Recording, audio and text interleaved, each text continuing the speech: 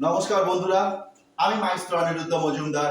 Welcome to my channel art interpretation and symbology. আজ আপনাদের সামনে আমি একটা ইমপ্রেশনিস্ট টাইপ অফ ল্যান্ডস্কেপ সৃষ্টি করে দেখাবো। সেই ইমপ্রেশনিজম ল্যান্ডস্কেপটা আমি আউটডোরে করেছিলাম, তা আপনাদের দেখাই বন্ধুরা। এটা হচ্ছে সেই পেইন্টিংটা। আমি অয়েল প্যাস্টেলসে কাজ করেছি। কাজটা করতে আমার সময় লেগেছে ম্যাক্স 6 মিনিটস।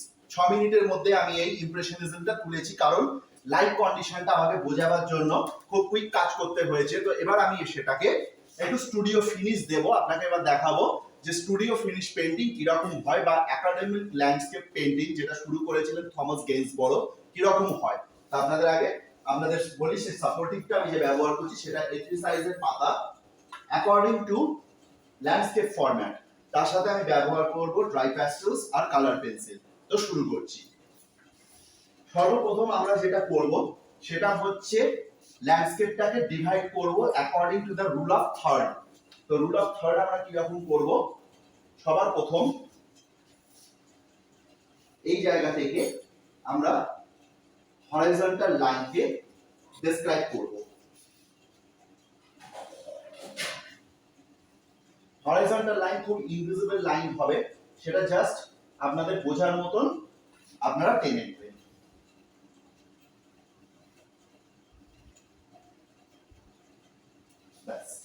এবার এখান থেকে আমরা আসব মিড পয়েন্টে, যেটা আমাদের হবে পয়েন্ট অফ ফোকাস। একটা পয়েন্ট দেব, মাঝখান থেকে একটা সিধে লাইন টানবো,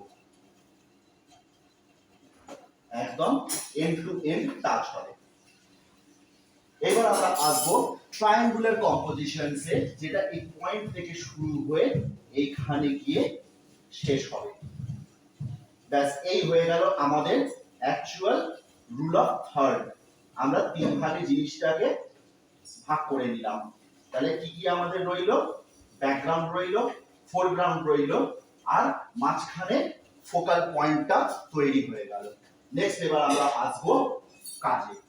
তো আমরা ফার্স্ট যে কালারটাকে ব্যবহার করব সেটা হচ্ছে লেমন ইয়েলো। একদম ব্রড স্ট্রোকে কাজ হবে।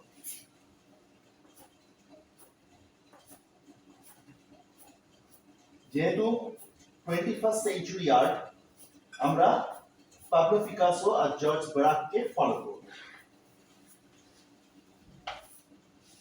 সানলাইটটা পড়েছে। এইবার আসবো সেকেন্ড স্টেজ।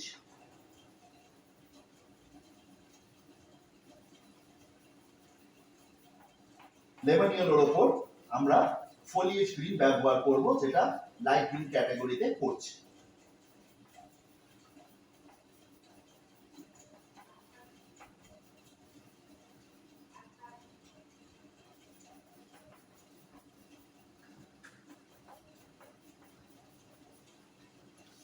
নেক্সট আমরা আসবো প্যাথালো গ্রিন বা ব্লুইশ গ্রিন।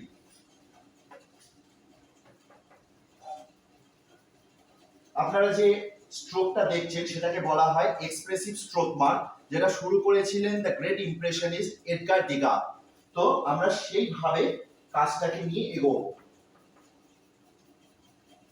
শুরুতেই বলে রাখি বন্ধুরা, কেউ অথেন্টিক নয়। প্রত্যেককে কারো না কারোকে অনুসরণ করতেই হবে। যেমন আমি ইউরোপ থেকে পড়াশোনা করে এসেছি, আমি দ্য ফ্রেঞ্চ ইমপ্রেশনিস্টদেরকে প্রচন্ড মানি এবং নিজেকে আমি বলেও থাকি আই এম দ্য ইমপ্রেশনিস্ট। তো সেই হিসেবে আপনাদেরও একটা নিজেদের আইডেন্টিটি ক্রিয়েট করতে হবে। আমি আমার আইডেন্টিটি ক্রিয়েট করছি আমার কাজ দিয়ে।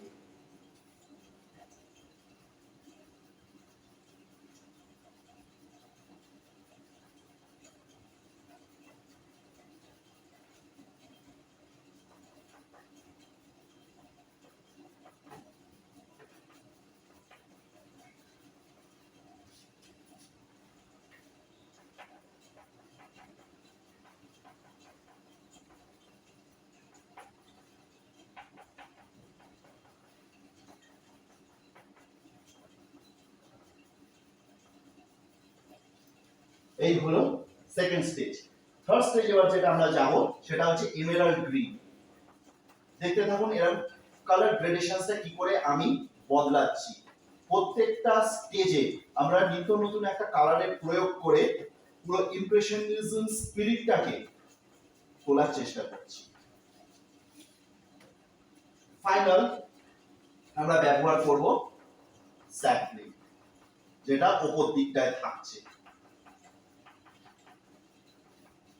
খুবই ইন্টারেস্টিং কম্পোজিশন, আপনারা দেখতেই পাচ্ছেন। ব্যাস, এবার ফোকাল পয়েন্টটা যেটা আমরা তৈরি করার চেষ্টা করছি সেটা নারকোল গাছ।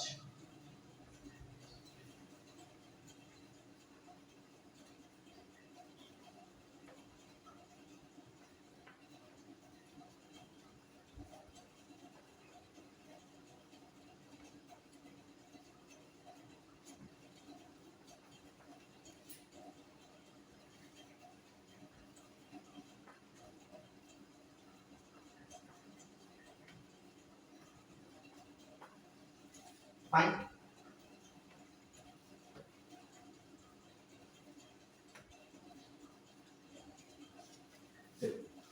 এটা হয়ে গেল আমাদের ফোকাল পয়েন্টটা।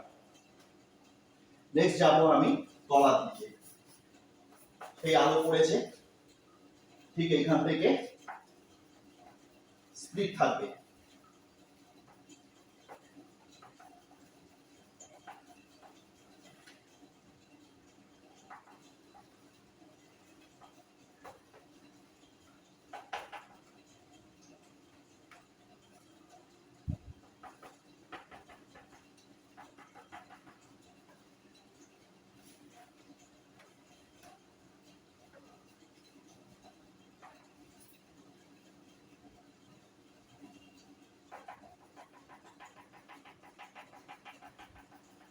এবার আমি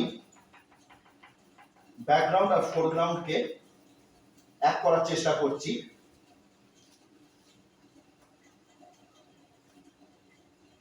সেটা আপনারা এবার দেখতেই পাচ্ছেন। আমি এবার কালার গ্রেডেশনটাকে কিরকম বদলাচ্ছি। মাটির কালারের দিকে আমি আসার চেষ্টা করছি with the proper technique of illumination. আলোটা থাকছে।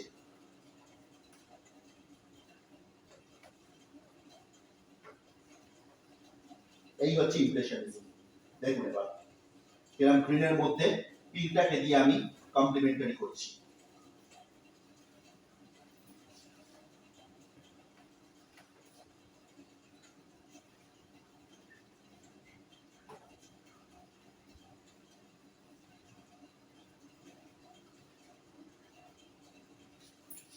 দেখুন কিরকম আসছে জিনিসটা।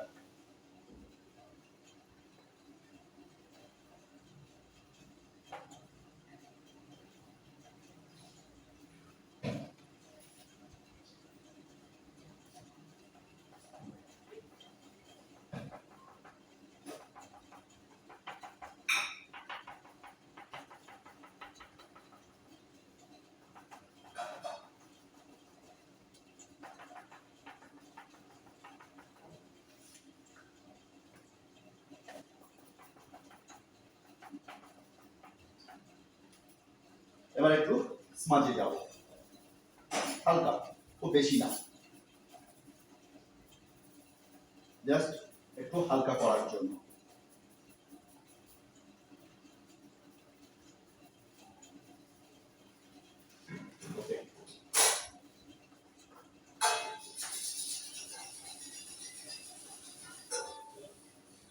তো দেখুন বন্ধুরা,